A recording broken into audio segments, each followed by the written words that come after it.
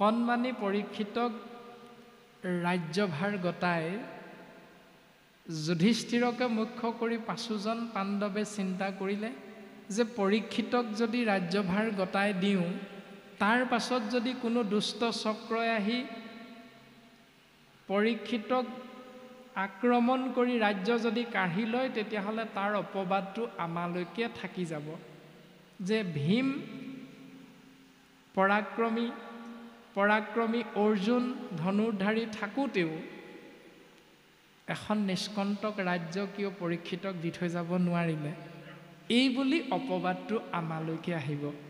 সেই চিন্তা কৰি পূব পশ্চিম উত্তৰ দক্ষিণ চাৰিও দিশত ভীম অৰ্জুন নকুল সহদেৱক পঠিয়াই দিলে যুধিষ্ঠিৰে। আৰু চাৰিওজন ভায়েকে চাৰিও দিশৰ পৰা আহি ককায়েক যুধিষ্ঠিৰৰ আগত প্ৰকাশ কৰিছে যে দাদা,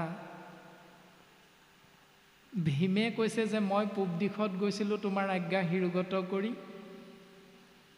পূব দিশত সকলো ঠিকেই দেখা পালোঁ, কিন্তু এটা আচৰিত বস্তু দেখা পালোঁ দাদা। বোলে কি? এজন মানুহে পানীত এডিঙিলৈকে নামি কোন ক'ত আছা মোক এটুপি পানী দিয়া, পিয়াহত মোৰ প্ৰাণ যায় যায়, এই বুলি চিঞৰি আছে দাদা। এডিঙিলৈকে পানীত নামি আছে, থুতৰিটো তললৈ কৰি দিলেই পানী অকণ খাব পাৰে, কিন্তু চিঞৰি আছে পিয়াহত মোৰ অণ্ঠকণ্ঠ শুকাই গৈছে, মোৰ প্ৰাণ যায়, কোন ক'ত আছা মোক এটুপি পানী দিয়া। মই বুজি নাপালোঁ দাদা, কাৰণটো কি? অৰ্জুনে ক'লে, হয় দাদা, ময়ো দেখিলোঁ তেনেকুৱা এটা আচৰিত কথা। বোলে কি? মই পশ্চিম দিশত গৈছিলোঁ, এজনী গৰুৱে নিজৰ পোৱালিটোক চেলেকি ইমানেই মৰম কৰিছে, নোম ছিগি ছাল ছিগি তেজ আৰু হাড় ওলাই গৈছে, তথাপিতো মাতৃ গৰুজনীয়ে পোৱালিটোক মৰম কৰিবলৈ এৰি দিয়া নাই দাদা। কথাটো কি মই একো বুজি নাপালোঁ। 3 নম্বৰতে নকুলে প্ৰকাশ কৰিছে, দাদা ময়ো দেখিলোঁ, মই দক্ষিণ দিশত গৈছিলোঁ, একেধৰণে দাদাই দেখাৰ দৰে এজনী গৰু দেখা পালোঁ, কিন্তু গৰুজনী এটা আচৰিত স্বভাৱ দেখা পালোঁ যে ঘাঁহ খাই গৈ থাকোঁতে স্বাভাৱিকতে গৰুৱে পাগলি যায়, কিন্তু সেই গৰুজনীয়ে পাছফালে মূৰ কৰিহে পাগলি আছে, বাকীখিনি গৰুৱে স্বাভাৱিকতে খাই গৈছে, পাগলি গৈ আছে, কিন্তু তাই ঘাঁহখিনি খাই মূৰটো পাছলৈ কৰি পাগলি থাকে। এই কথাটো মই অকণমান আচৰিত যেন লাগিল দাদা, মই বুজি নাপালোঁ ইয়াৰ অৰ্থ। সহদেৱক সুধিলে, বোলে তুমি একা? হয় দাদা ময়ো দেখিলোঁ। বোলে কি? মই এটা নহয় দুটা। বোলে কি দুটা দেখিলা? মই উত্তৰ দিশত গৈছিলোঁ আৰু উত্তৰ দিশত গৈ দেখা পালোঁ মাৰি মৰক আকাল অনাবৃষ্টি দুৰ্ভিক্ষ, তথাপিতো সেই মৰুভূমিৰ মাজত এটা পানীৰে চপচপীয়া সৰোবৰ দেখা পালোঁ দাদা, আৰু সেই সৰোবৰত সুন্দৰ সুন্দৰ পদুম ফুলে জাতিষ্কাৰ কৰি ৰাখিছে সেই সৰোবৰটো, আৰু মনৰ আনন্দত কিছু কিছু ৰাজহাঁহে জলক্ৰিয়া কৰি আছে দাদা। কিন্তু মৰুভূমিৰ মাজত এই সৰোবৰটোত পানী কেনেকৈ আহিল? কিয় কেৱল সেই সৰোবৰটোতহে পানী থাকিল? মনৰ আনন্দত ৰাজহাঁহবিলাকে জলক্ৰিয়া কৰিছে, পদুম ফুল ফুলি আছে, বাকীটো সকলো মৰুভূমি দাদা।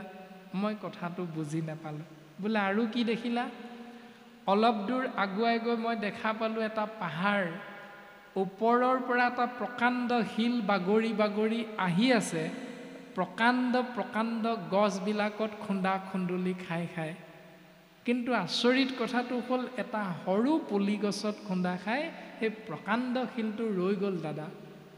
ই আচৰিত নহয়নে? বোলে হয়, আমাক এতিয়া উত্তৰ দিব লাগে। তেতিয়া যুধিষ্ঠিৰে চাৰিওজনকে উত্তৰ দিছে যে ভীম, তুমি যে দেখিছিলা ডিঙিলৈকে পানীত নামি আছে, তোমালোক চাৰিওজনে জানাই যে জগতৰ হৰ্তা কৰ্তা জগতৰ জনক অধিপতি কৃষ্ণদেৱে এই সংসাৰ এৰি গুচি গ'ল। এতিয়া আমাৰ ইয়াত অকণমানো কাম নাই। কিয়? কাৰণ এতিয়া কলিৰ ৰাজত্বৰ সময়। কলিৰ কৰাল গ্ৰাসত জীৱবিলাক যেতিয়া আবদ্ধ হ'ব, এইবিলাক তাৰেই প্ৰতীক হিচাপে তোমালোকে দৰ্শন পালা সেই মোৰ চাৰিও ভাতৃ। বোলে দাদা হয় ভীম, তুমি যে দেখিলা ভগৱন্ত পুৰুষ যিহেতু বৈকুণ্ঠী হ'ল, গুচি গ'ল, ধৰাধাম এৰি গ'ল, কলিযুগত জীৱৰ স্বভাৱবিলাক তেনেকুৱা হ'ব। বোলে কেনেকুৱা? যিজন মানুহে পানীত এডিঙিলৈকে নামি আছে, কোন ক'ত আছা পিয়াহত, প্ৰাণ যায় মোক এটুপি পানী দিয়া। তাৰমানে কোনো বস্তুৰে মনুষ্য নামৰ জীৱক কোনো কালেই জোৰা নমৰিব। কাৰোবাৰ জোৰা মৰিছেনে? আমাৰ যিহকেই নিদিওঁ লাগে কেৱল আৰু অলপ দিয়া হ'লে। এইটোৰ চিন্তাৰ মাজতেই জীৱবিলাক কলিৰ প্ৰভাৱত আবদ্ধ হৈ থাকিব। এইটো তাৰেই উদাহৰণ। মূৰটো তললৈ কৰিলে পানী খাব পাৰে, অথচ পানীকণৰ আশাত পিয়াহত প্ৰাণ যায় মোক এটুপি পানী দিয়া। আমাৰ স্বভাৱবিলাকো কলিৰ প্ৰভাৱত তেনেকুৱাই হ'ব। যদি 60,000 দৰমহা পাইছোঁ, সন্তানটোক 1 লাখ টকা দৰমহা পোৱা চাকৰি দিয়াটোহে চিন্তা কৰি থাকোঁ। যদি এখন গাড়ী লৈছোঁ আৰু 2খন কেনেকৈ ল'ব পাৰোঁ এইটোৰ চিন্তাতেই থাকোঁ। এখনে জোৰা নমৰে। 15,000 টকা হ'লেই ঘৰখন সুন্দৰভাৱে 3জনীয়া পৰিয়ালটো চলিব পাৰোঁ। 50,000ৰ বাকী 35,000 টকা ক'ত খৰচ কৰিম চিন্তা কৰি নাপায় কেৱল অপাৰ্থিৱ এই জগতখনত অসত্য বস্তুৰ পাছত আমি সেই 35,000 টকা লগাই দিওঁ। পাৰিলে আৰু দুগুণ হওক।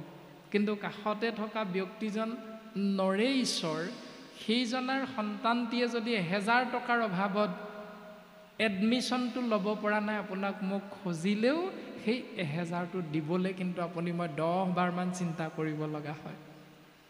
এইটোৱে কলিযুগৰ মনুষ্য আমাৰ স্বভাৱ। এইবিলাক হ'ল কলিৰ প্ৰভাৱ। নামঘৰত বাট চৰাটো আপুনি মই দান দি দিলোঁ 1 লাখ টকা, কিন্তু যেতিয়া টাউনলৈ গাড়ীখন লৈ ওলাই যাম, ট্ৰেফিক পইণ্টত যেতিয়া ভিক্ষাৰী এজনে আপোনাক মোক হাত পাতিব, 10 টকা খুচুৰা নাই যা।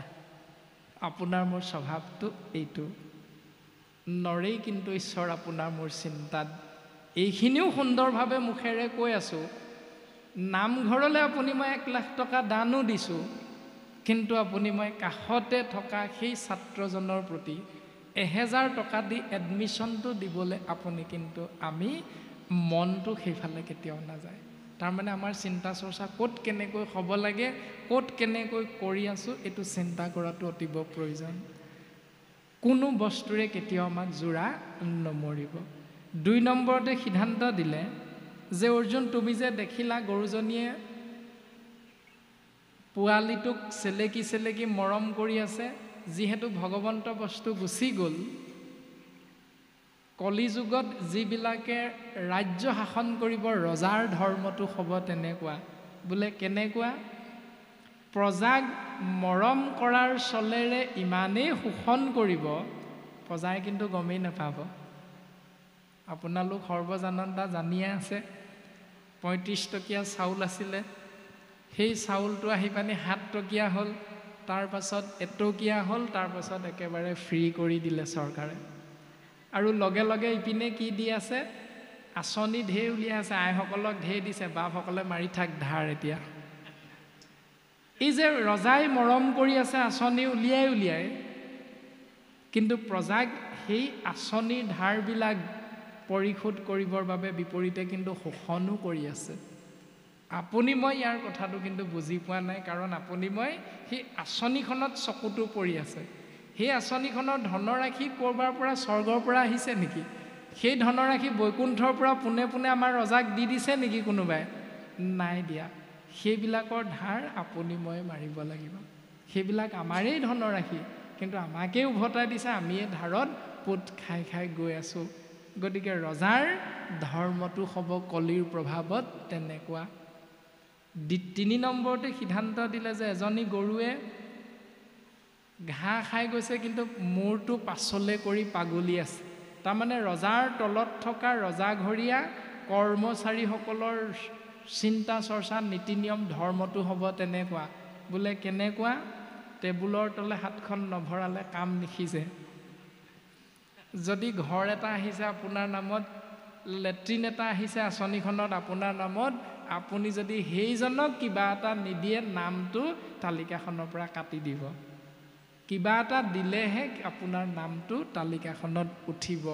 যদি নিদিয়ে তেতিয়াহ'লে দুখন গাড়ী দুমহলীয়া ঘৰৰ ব্যক্তিজনেহে লেট্ৰিনটো পাব। এইটো হ'ব ৰজাৰ কৰ্মচাৰীসকলৰ ধৰ্ম। আপোনালোকে জানে, এইখিনি দেখিও আছে। 4 নম্বৰতে সিদ্ধান্ত দিছে যে পাহাৰ এটাৰ পৰা এটা প্ৰকাণ্ড শিল বাগৰি বাগৰি আহি আছে। প্ৰকাণ্ড প্ৰকাণ্ড গছবিলাকত খুন্দা খুন্দুলি খায়। তাৰ মানে প্ৰকাণ্ড শিলটো কোনটো? বিষয় সম্বন্ধ হো সমস্ত জুনিতে পায়, হৰি সেৱা একো স্থানে নাই। হৰিৰ সেৱাৰ যোগ্য কেৱল মনুষ্য তনু, জানি ফুৰা হৰি গুণ গায়। প্ৰকাণ্ড শিলটো হ'ল মনুষ্য নামৰ এই শৰীৰটো, জীৱাত্মাৰূপী এই বস্তুটোৰ কথা কৈ আছে। প্ৰকাণ্ড শিল, ই ওখ পৰ্বত, মানে এই মায়াময় সংসাৰখনত ইফালৰ পৰা সিফালে আমি বাগৰি ফুৰিব লগা হয়, গতি কৰি ফুৰিব লগা হয়, পূব পশ্চিম উত্তৰ দক্ষিণ চাৰিওফালে। আৰু গতি কৰি ফুৰোঁতে প্ৰকাণ্ড প্ৰকাণ্ড গছবিলাকত খুন্দা খুন্দুলি খাইছোঁ। মানে যাগ যজ্ঞ পূজা পাতল দান দক্ষিণা শ্ৰাদ্ধ পিণ্ড হোম ব্ৰত তীৰ্থ স্নান আদি কৰ্মমাৰ্গ আৰু জ্ঞান মাৰ্গবিলাক হ'ল প্ৰকাণ্ড প্ৰকাণ্ড একোজোপা গছ। এইবিলাকত খুন্দা খুন্দুলি খাই খাই এই প্ৰকাণ্ড জীৱ ব্ৰহ্মৰূপী শৰীৰ সহিতে জীৱ ব্ৰহ্ম এটা সৰু পুলি গছত খুন্দা খাই কিন্তু ৰৈ গ'ল, মানে তৰি যাব পাৰিলে। কোনটো সৰু পুলি? কৃষ্ণ বিষ্ণু হৰি ৰাম জগত প্ৰসিদ্ধ নাম। সেই নামত যি জীৱই আশ্ৰয় কৰিব, শৰণ গ্ৰহণ কৰিব, সেই জীৱই এই সংসাৰৰ পৰা, কলিৰ প্ৰভাৱৰ পৰা মুক্ত হৈ ভগৱন্তৰ পূৰ্ণ কৃপাৰ পাত্ৰ হৈ পৰম গতি লাভ কৰিব পাৰিব। এইটো হ'ল সিদ্ধান্ত। আৰু এই মৰুভূমিৰ মাজত যে সৰোবৰটো, এই সৰোবৰটোৱে হ'ল ভক্তি সৰোবৰ। ইমান যান্ত্ৰিকতাৰ বিশ্বায়নৰ যুগত প্ৰাথমিক গৃহস্থী ৰাজহুৱাভাৱে হ'লেও 2 এটকাকৈ খৰচ কৰি কৰি আমি যে সকলোৱে ভগৱন্তৰ নাম আশ্ৰয় কৰিবলৈ এক স্থান নিৰ্বাচন কৰোঁ, নামগৃহ বা কোনোবা এজন বাপ বা কোনোবা এগৰাকী আইৰ গৃহ, সেই স্থানভাগিকেই শাস্ত্ৰই ভক্তিৰ সৰোবৰ বুলি কৈছে। কাৰোবাৰ ধনৰাশি নাথাকিবও পাৰে বৃহৎ পৰিমাণৰ, তথাপিতো সকলোৱে এটা ন্যূনতম অৰিহণা 10 টকা 5 টকা 20 টকা 50 টকা গোট খুৱাই হ'লেও আমি যে ঈশ্বৰৰ নাম আশ্ৰয় কৰোঁ, ভকতৰ সংগ আশ্ৰয় কৰোঁ, এই স্থানডোখৰৰ নাম হ'ল ভক্তি সৰোবৰ। সেই মৰুভূমিৰ মাজত যিটো সৰোবৰ দেখা পাইছে, সেইটো হ'ল আজিৰ এই সমাজ ব্যৱস্থাটোক শাস্ত্ৰই ভক্তিৰ সৰোবৰ বুলি কৈছে। এই ভক্তিৰ সৰোবৰটোত কি ফুলি আছে? পদুম ফুল ফুলি আছে বুলি কৈছে। কি পদুম ফুল? নামৰূপী পদুম ফুল। আজি ৰাতিপুৱা 8 মান বজাৰ পৰা এতিয়া 3 বজালৈকে ফুলিয়ে আছে। ইয়াত কোন বহি আছে মনৰ আনন্দত? ৰাজহংস, মানে ভকতক ৰাজহাঁহৰ লগত তুলনা কৰিছে। ভকতে জানে, ৰাজহাঁহে জানে, পতান দিলেও ধান দিলেও গুটি দিলেও তাৰ পৰা পতানখিনি এৰি কিন্তু গুটিখিনিহে খাই লয়। যেতিয়া পাত্ৰটোত আপোনালোকে হাঁহক ধান দিব, তেতিয়া পতানখিনি উপঙি থাকে, কেৱল গুটিখিনি হাঁহে খাই গুচি যায়। ঠিক তেনেকৈ ভকতৰূপী ৰাজহংসই এই ভক্তিৰ সৰোবৰত প্ৰৱেশ কৰি কেৱল ল'বলগীয়া নাম পদুম ফুলহে আশ্ৰয় কৰে বুলি সিদ্ধান্ত দিছে। ইয়াত যিখিনি ল'ব নলগীয়া কথা, এইখিনি ইয়াতেই এৰি থৈ কৃষ্ণ নাম মহাভক্তি আশ্ৰয় কৰি জীৱন ধন্য কৰি ভকতে সচ্চিত আনন্দ, সচ্চিদানন্দ প্ৰভু ভগৱন্তৰ নাম প্ৰেমত আপ্লুত হৈ থাকে বুলি আমাক শাস্ত্ৰই সিদ্ধান্ত দিছে। আৰু এইটো ব্যৱস্থা যদি আমি সকলোৱে আশ্ৰয় কৰোঁ, তেতিয়াহ'লে কলিৰ প্ৰভাৱৰ পৰা আমি মুক্ত হ'ব পাৰিম। বৰ্তমান এই কলিৰ যুগধৰ্ম প্ৰভাৱৰ পৰা জীৱ পৰিত্ৰাণ পাবৰ বাবে আমাক বৰ্তমান পদচন্দই কাহিনীমূলকভাৱেও এনেকৈ সিদ্ধান্ত দিলে। আৰু দ্বিতীয়তে আমি আৰু এটি চিন্তা কৰিব পাৰোঁ এনেধৰণে যে নৃসিংহ মুৰাৰী ভাওনা ভাগ আপোনালোকে চাইছে বা প্ৰহ্লাদ চৰিত ভাওনা ভাগ আপোনালোকে দেখিছেও চাইছেও, কাহিনীটো আপোনালোকে জানে। ইয়াৰ দ্বাৰা খুব সুন্দৰভাৱে আমি মনুষ্য নামৰ জীৱক উপদেশ দিছে। কিন্তু আমাৰ স্বভাৱটো কি, আমুকে হিৰণ্যকশিপু লৈছিলে, বৰ ভাল ভাও দি থৈ গ'ল দেই কালি, বৰ ভাল লাগিলে চাই। কোনোবা এজনে যদি সোধে তেনেতে বোলে কালি নামটো কি, এই নামটো পাহৰিয়ে থাকিলোঁ, কি আছিলে, ভাওনাটো বৰ ভাল লাগিল। আমাৰ চিন্তা চৰ্চাবিলাক এনেকুৱাই। কিন্তু সেই নৃসিংহ মুৰাৰী ভাওনা ভাগৰ জৰিয়তে, নৃসিংহ যাত্ৰা ভাওনা ভাগৰ জৰিয়তে সৰ্বপ্ৰথম আমাক এটি উপদেশ দিছে, যিটো আমাক ভাগৱতৰ আজি মংগলাচৰণৰ পদে সিদ্ধান্ত দিছিল, জয় জয় কৃষ্ণ কৃপাময় মহেশ্বৰ, যাৰ আজ্ঞা শিৰে বহে ব্ৰহ্মা হৰিহৰ। প্ৰজাপতি ব্ৰহ্মাই সৃষ্টিৰ দায়িত্ব পালন কৰি নিজ মুখে স্বীকাৰ কৰিছে, ব্ৰহ্মা ছেইজ কৃষ্ণ ইজ গড। ব্ৰহ্মাই কৈছে কৃষ্ণই ভগৱান। সংহাৰৰ দায়িত্ব পালন কৰি শিৱই কৈছে, শিৱ ছেইজ কৃষ্ণ ইজ গড। শিৱই কৈছে কৃষ্ণই ভগৱান। লগে লগে ত্ৰিদশ দেৱতাই নিজ মুখে স্বীকাৰ কৰিছে, কৃষ্ণ ইজ গড, কৃষ্ণই ভগৱান। আৰু স্বয়ং কৃষ্ণদেৱেও অৰ্জুনৰ আগত কৈছে, সেই সখা অৰ্জুন, হয়, য়েছ আই এম গড, হয় ময়ে ভগৱান।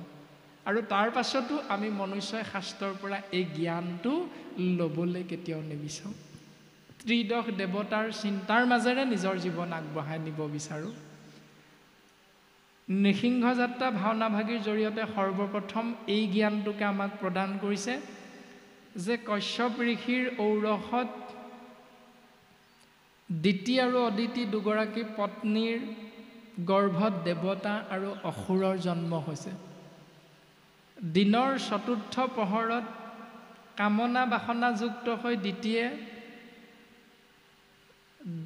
স্বামী ওচৰলৈ আহি সন্তান ভিক্ষা কৰিছে। আৰু সন্তান ভিক্ষা কৰা সেই চতুৰ্থ প্ৰহৰত কামনা বাসনাযুক্ত হোৱাৰ বাবে, যিহেতু সেই সময় আছিল ভগৱন্তক আৰাধনা কৰা, কিন্তু বিপৰীতে নিয়ম আশ্ৰয় কৰাৰ বাবে কশ্যপৰ ঔৰসত দিতিৰ গৰ্ভত যি সন্তান জন্ম হ'ল, সেয়া হ'ল আদিদৈত্য হিৰণ্যকশিপুৰ আৰু হিৰণ্যাক্ষ। ভগৱন্ত পুৰুষে জয় বিজয় বৈকুণ্ঠৰ দুৱৰী হিচাপে ৰাখোঁতে কাহিনীমূলকভাৱে আপোনাৰভাৱে জানে, চাৰি সিদ্ধই অভিশাপ দিছিল ক'ত জন্ম হ'বলৈ, অসুৰ যোনিত। কাশ্যপটো অসুৰ নহয়, কশ্যপটো এজন পৰম ঋষি, তেতিয়াহ'লে অসুৰ যোনিত কেনেকৈ জন্ম গ্ৰহণ কৰিলে? এইটো চিন্তাই আমি কৰিলে উত্তৰ এইটোৱে পাম যে যিটো সময়ত দিনৰ চতুৰ্থ প্ৰহৰত জীৱই ঈশ্বৰক চিন্তা কৰিব লাগে, সেই সময়ত ঈশ্বৰক চিন্তা নকৰি পৰচৰ্চা, পৰনিন্দা আদিৰ মাধ্যমেৰে চাহৰ জুতিলৈ জুইশালত বহি সেই ব্যৱস্থাটো যদি আশ্ৰয় কৰোঁ, দ্বিতীয়তে কামনা বাসনাযুক্ত হৈ যদি বাপজনৰ ওচৰত পত্নীগৰাকীয়ে যদি সন্তান ভিক্ষা কৰে, তেতিয়াহ'লে সেইটোক অসুৰ যোনি বুলি শাস্ত্ৰই সিদ্ধান্ত দিছে। সেইকাৰণে জয় বিজয় বৈকুণ্ঠৰ পৰা আহি যদিও কশ্যপ ঋষি আছিল, ঈশ্বৰৰ ভক্ত আছিল, তথাপিতো তেওঁলোকে আচৰণ কৰা সেই নীতিটো আছিল ভুল নীতি। সেইকাৰণে সেই যোনিতেই জয় বিজয়ে আহি হিৰণ্যকশিপুৰ আৰু হিৰণ্যাক্ষ হিচাপে অৱস্থান কৰিবলৈ সুবিধাকণ পাই গৈছিল পূৰ্ব সিদ্ধান্ত মৰ্মে। তাৰ পাছত তেওঁ হিৰণ্যকশিপুৰৰ ঔৰসত কায়াধুৰ গৰ্ভত কিন্তু এটি সুন্দৰ ভক্তৰ জন্ম হ'ল, নাম প্ৰহ্লাদ। আপোনাৰভাৱে জানে প্ৰহ্লাদৰ জন্ম কাহিনীটো সুন্দৰভাৱে আপোনাৰভাৱে শাস্ত্ৰসন্মতে জানে, আমি মাত্ৰ অকণমান প্ৰকাশ কৰা হৈছে যে দিবা নৈশ জোৰা অষ্টম প্ৰহৰ, দিনত 4টি প্ৰহৰ, ৰাতি 4 প্ৰহৰ, একেবাৰে শেষৰ অষ্টম প্ৰহৰটিত ঈশ্বৰ পুৰুষৰ নাম আশ্ৰয় কৰি কায়াধুৱে স্বামীৰ দ্বাৰা নিজৰ গৰ্ভত স্বামীৰ বীৰ্য আশ্ৰয় কৰিছে ঈশ্বৰৰ নামেৰে, আৰু সেইকাৰণে সেই সন্তান ভক্ত প্ৰহ্লাদ ৰূপে অৱস্থান কৰিছে।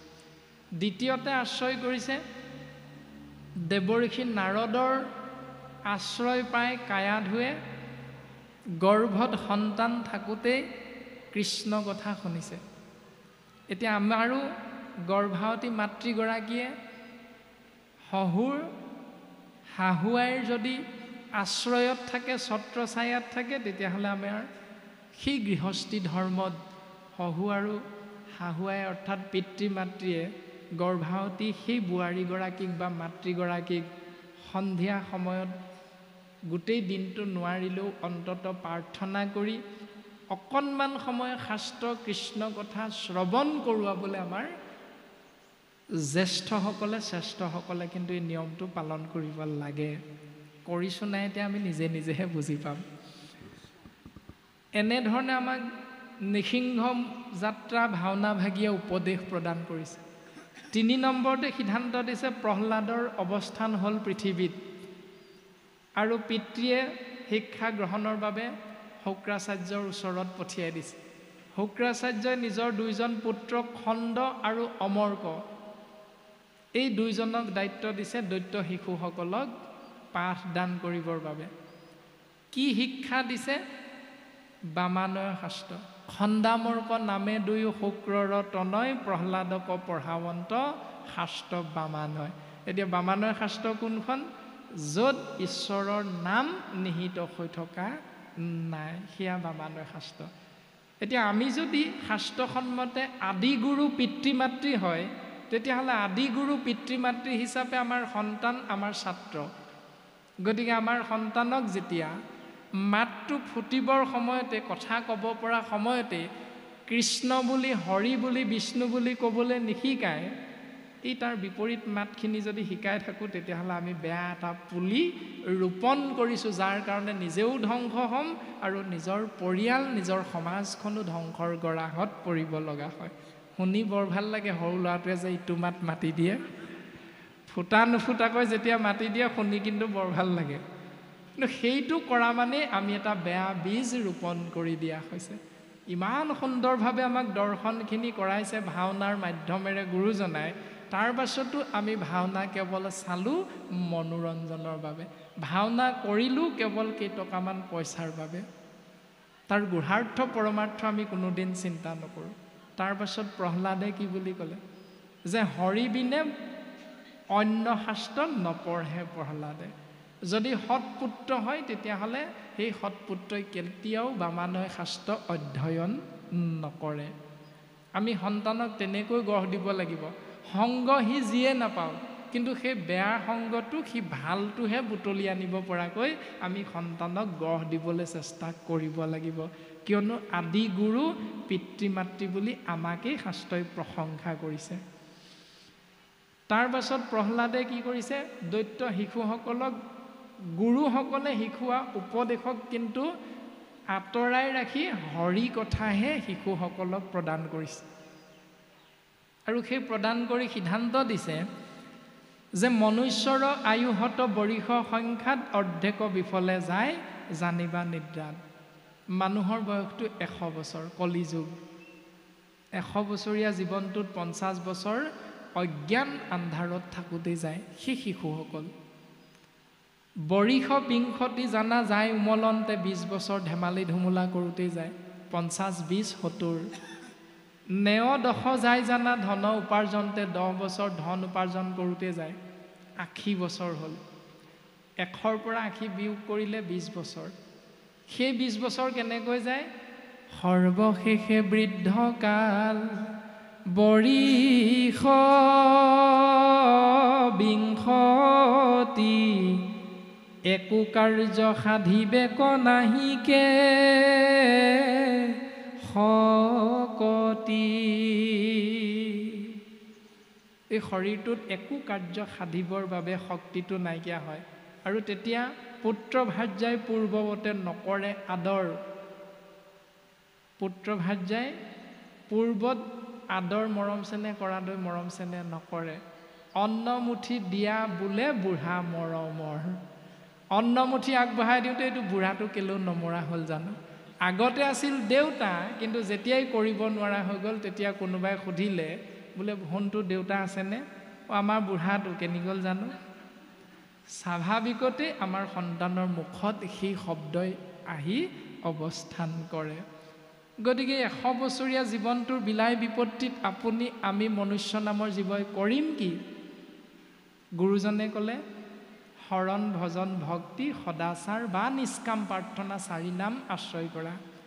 গুৰুজনে ক'লে 3টি যমদূত কফ বাত পিত্ত যদি বাচিবৰ চিন্তা কৰা তেতিয়াহ'লে 4টি বিষ্ণুদূত গুৰুদেৱ নাম ভকত আশ্ৰয় কৰা। আৰু প্ৰহ্লাদেও সিদ্ধান্ত দিলে হেন জানি শিশু হ'ব এৰায়া নকৰ্ম ধৰিও কুমাৰ কালে ভাগৱত ধৰ্ম। সেই শিশুসকল ওপৰত কৈ অহাই সকলোখিনি কৰ্ম ত্যাগ কৰা, চিন্তা এৰি পেলোৱা, বিপৰীতে কি কৰিবা? কুমাৰ কালৰ পৰাই ভাগৱত ধৰ্ম আশ্ৰয় কৰা। এতিয়া এইটোৱে হ'ল আমাৰ সমাজত অপৰাধটো হৈ আছে। সন্তানক ডাক্তৰ ইঞ্জিনিয়াৰ কৰিবৰ বাবে বিদ্যালয়ত নামটো লগাই দিলোঁ, সেইখিনিলৈকে ঠিকেই আছে, কিন্তু আধ্যাত্মিক জ্ঞান এটা যে দিবৰ বাবে নামঘৰলৈ দেওবাৰে দেওবাৰে পাৰিলে লগত লৈ যাব লাগে, এইটো কিন্তু কোনো পিতৃ মাতৃয়ে আমি চিন্তা নকৰিলোঁ। সেই আধ্যাত্মিক জ্ঞানটো দিবলৈ চেষ্টা নকৰা অপৰাধৰ বাবে আমি আজি পুত্ৰ কন্যা সন্তানৰ পৰা নিজে ককৰ্থনা পাব লগা হৈছে। দুখ পাব লগা হোৱাৰ মূল কাৰণটো হ'ল এইটোৱে।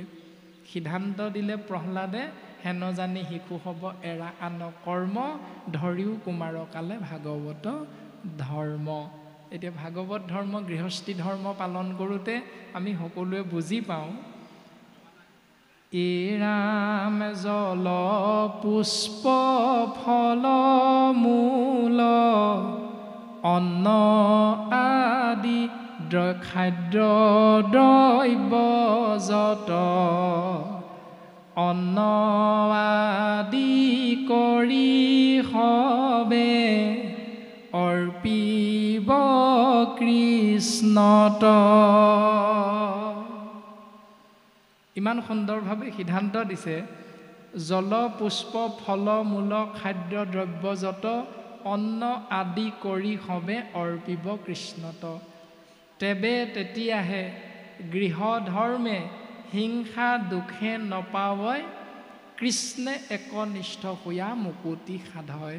তেতিয়াহে গৃহস্থী ধৰ্মৰ জীৱ মুক্তিৰ পাত্ৰ হ'ব পাৰে।